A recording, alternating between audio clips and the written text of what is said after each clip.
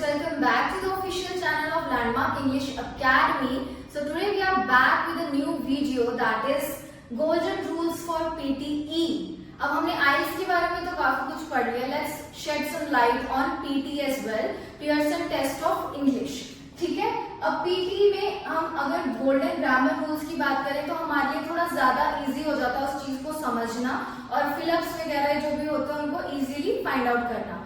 ठीक है. अगर हम फर्स्ट गोल्डन रूल की बात करें या फिर ऐसे जनरल हम बात करें कि यूज कैसे होता है या फिर स्टार्ट कैसे होता है, तो उसके लिए मेन इंपॉर्टेंट पॉइंट है हमारा समझना कि एक्टिव और पैसिव वॉइस क्या होता है.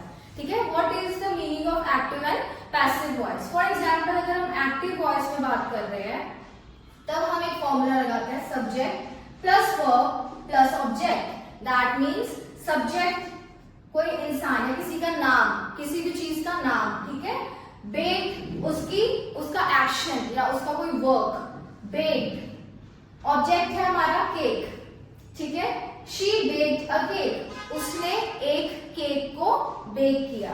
अगर हम पैसिव वॉइस की बात करें, पैसिव वॉइस में हमारा ऑब्जेक्ट पहले आता है, वर्ब सेम अपनी पोजीशन पे रहता है, देन सब्जेक्ट हमारा लास्ट में आता है. ठीक है. देन अगर हम एग्जाम्पल की बात करें, the example will be the cake was baked bye हर. मतलब जो केक था वो उसके थ्रू बेक किया गया था. उसके थ्रू मतलब जो बात हमने यहाँ पे स्ट्रेट फॉरवर्ड बोली, यहाँ पे हमने थोड़ा सा घुमा के बोली है कि वहां पे उसने केक बनाया है या फिर केक उसकी तरफ से बनाया गया है या फिर उसने केक बनाया है. That's it. हमें एक्टिव और पैसिव में यही होता है. एक्टिव हमारी स्ट्रेट फॉरवर्ड बातें होती है, पैसिव में उन्हीं बातों को हम थोड़ा सा मोल्ड करते हैं. Okay students, coming to the next golden rule of grammar, that is any blank after has, have, had, be, being. Then अगर ऐसा कोई भी ब्लैंक के बाद अगर आपको has, have, had, be, being आ रहा है तो आपने वहां पर third form of verb use करना है. ठीक है. वहां पर यूज होगा एज अ ग्रामर रूल. ठीक है. फर्स्ट की अगर हम बात करें, आपके पास मैंने 3 एग्जांपल या फिर आप ये बोल लीजिए कि एक काइंड ऑफ प्रैक्टिस दी है, टेस्ट काइंड ऑफ. देख लेते हैं हम. The work will be completed tomorrow. अब यहाँ पे बोला गया है कि any blank after has, have, had, be, being. ठीक है. So the work will be, अब आप यहाँ पे नोटिस कर सकते हो विल बी. ठीक है. बी. अब बी के बाद जो ब्लैंक वाला वर्ड है वो थर्ड फॉर्म लगेगी, है ना. तो कंप्लीट का थर्ड फॉर्म है कंप्लीटेड, टुमारो. ठीक है.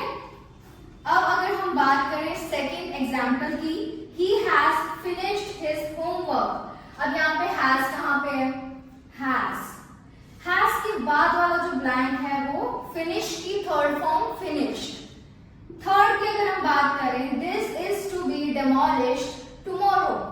This is to be, again हमारा बी वर्ड आ गया है तो यहाँ पे हमारा ब्लैंक बनेगा डेमोलिश्ड. डेमोलिश का डेमोलिश्ड. तो स्टूडेंट्स ये कुछ ऐसे एग्जांपल्स हैं जो आपको बहुत ज्यादा हेल्प करेंगे आपके फिलअप्स को इजीली फाइंड आउट करने में. प्लस आपको अगर इनकी गो थ्रू नॉलेज होगी ग्रामर रूल्स की तो it would be easy for you to score well in your PTE or in any exam.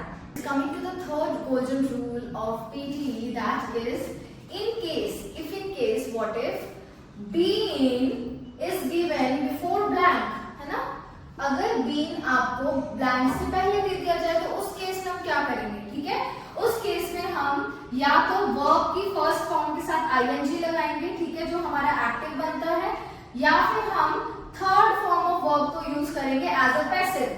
ठीक है. अगर हम एक्टिव में बात कर रहे हैं तो हम वर्ब की फर्स्ट फॉर्म के साथ जाएंगे विद ing, और अगर हम पैसिव की बात कर रहे हैं तो हम थर्ड फॉर्म के साथ जाएंगे वर्ब की. ठीक है. अब हम एक सिंपल सा एग्जांपल देख लेते हैं इसका. अगर हम एक्टिव में कोई सेंटेंस लेते हैं, for example he has been doing this from 7 days. ठीक है. He has been doing this from 7 days. वो 7 दिनों से लगातार ये काम कर रहा है. अगर हम पैसिव की बात करें, same in case this book has been completed by him. ठीक है. ये जो बुक है उसके थ्रू कंप्लीट की गई है. Coming to the fourth golden rule of your grammar, that is if you get any blank after. ठीक है. ब्लैंक किसके बाद, after to, can, could, shall, should, will, would, may, might या फिर मस्ट। ठीक है, इनके बाद वाले जो ब्लैंक्स फॉर एग्जांपल आपको आते हैं तो वर्ब इज मिसिंग, उसमें आपका वर्ब मिसिंग है, तो इन दैट केस हम क्या कर सकते हैं, सेंटेंस में अगर हमारा वर्ब मिसिंग है, you will use the first form of the verb, आपको वर्ब की फर्स्ट फॉर्म के साथ जाना है। ठीक है, अब हम एग्जांपल्स की बात कर लेते हैं। For example, he is there to help you.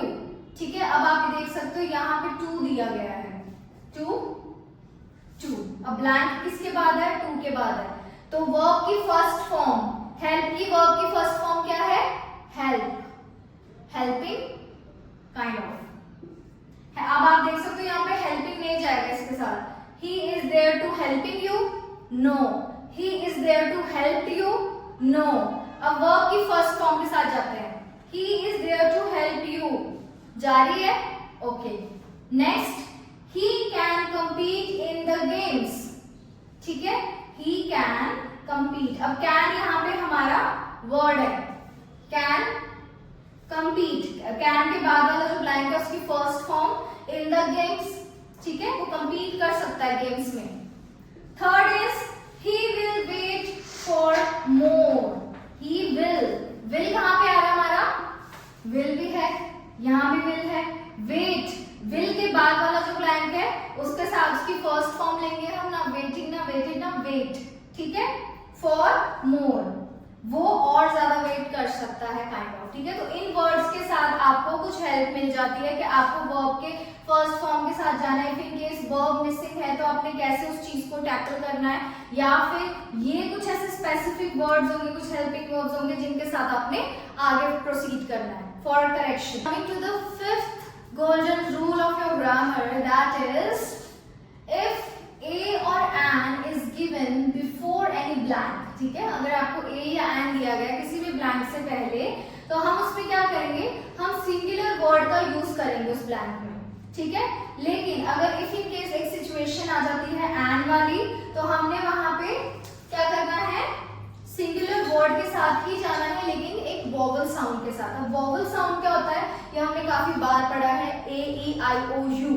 ठीक है, ए E I O and you, जो भी words A E I O U से स्टार्ट होते हैं उनको हम वोवल साउंड बोलते हैं। For example, an airplane, an entrepreneur, an internship और इंस्टीट्यूट बोल सकते हो आप, एन ऑरेंज, एन अम्ब्रेला। ठीक है, अगर हम क्विक एग्जाम्पल के साथ बात करें तो देयर इज ए और an dash in the garden. ठीक है, अब यहाँ से आपको पढ़ के पता चल रहा है कि सिंगुलर चीज है, या तो वोवल में या फिर पर्टिकुलरली। ठीक है, अगर हम ऑप्शंस को देखें तो ग्रास है, स्नेल है, एप्पल है, बनाना है या बर्ड्स है। अब यहाँ पे आप देख सकते हो जो बर्ड्स वाला ऑप्शन है वो प्लूरल है, बर्ड्स, एक बर्ड नहीं है, एक से ज्यादा बर्ड्स हैं, मोर देन वन। ठीक है, तो वहां बर्ड्स ऑप्शन को हमने एलिमिनेट कर दिया है। लेकिन अगर हम फोर ऑप्शंस की बात करें तो इनमें से राइट आंसर क्या होगा, तो ये आप मुझे कमेंट सेक्शन में लिख के बताओगे what will be the right answer, and I will mark the or pin the answer in the description box. Students, I hope you really find this video helpful and useful for yourself. Please like, share, comment and subscribe our official YouTube channel Landmark English Academy, and stay tuned for part 2 of your golden rules.